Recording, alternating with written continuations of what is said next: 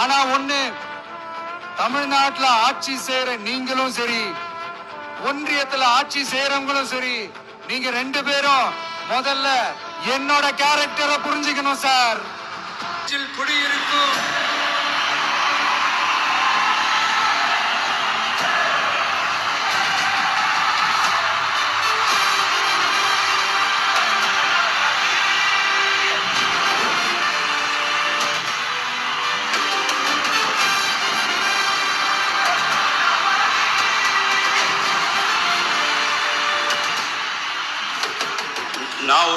நான் ஒரு போஸ்ட்மேன் மாதிரி உங்களுடைய இந்த கரகோஷத்தை அவர்கிட்ட கொண்டு போய் சேர்க்க போறேன். புரியுதா?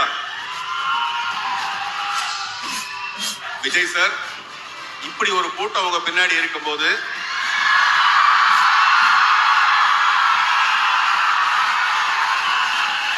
கலங்காதீங்க, தைரியமா இருங்க. தொடர்ந்து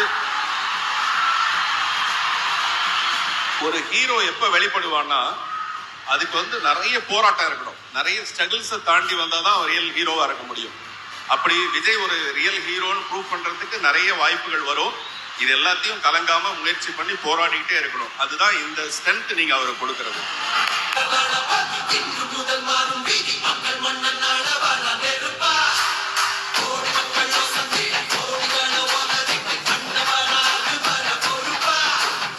மங்களகரமான மஞ்சள் விளையிற பூமி தான் இந்த ஈரோடு பூமி. இது இன்னைக்கு நேற்று வந்த உறவு இல்ல. ஏன், நான் சினிமாவுக்கு வந்தப்போ எனக்கு வயசு 10. அப்பல இருந்தே இந்த ஒரு ஸ்டார்ட் ஆகி போயிட்டு இருக்குன்னு அவங்களுக்கு தெரியாம போச்சு. உங்களுக்கு நீங்க கொள்ளையடிச்சு வச்சிருக்கிற காசு தான் துணை. ஆனா எனக்கு என் மேல எல்லையில்லா பாசம் வச்சிருக்கிற இந்த மாசு தான் துணை. 24x7 அவங்களோட யோசனை என்ன தெரியுமா?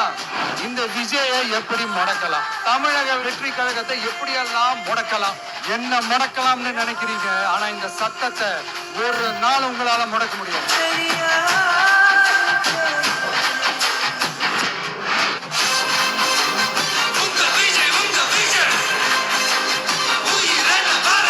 கான்பிடென்டா இருங்க சார், வெற்றி நிச்சயம் சார்.